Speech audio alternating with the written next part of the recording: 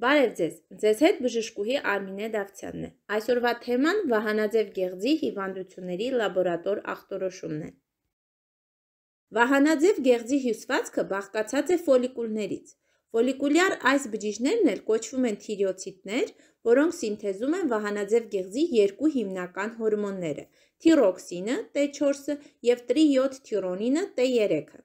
Ֆոլիկուլները բաժանվում են շարակցական հյուսվածքով, որտեղ գտնվում են կալցիտոնին արտադրող բջիջները, սակայն ֆունկցիոնալ առումով կալցիտոնինը կապված չէ T3, T4-ի հետ, այն մասնակցում է կալցիումի փոխանակությանը։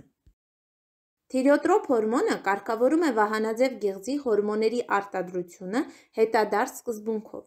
այսինքն վահանաձև գեղձի հորմոնների սինթեզի և սեկրեցիայի իջեցումը բերում է թիրիոտրոպ հորմոնի սինթեզի և սեկրեցիայի բարձրացմանը, և հակառակը, վահանաձև գեղձի հորմոնների գերարտադրության դեպքում այս հորմոնի մակարդակը իջնում է։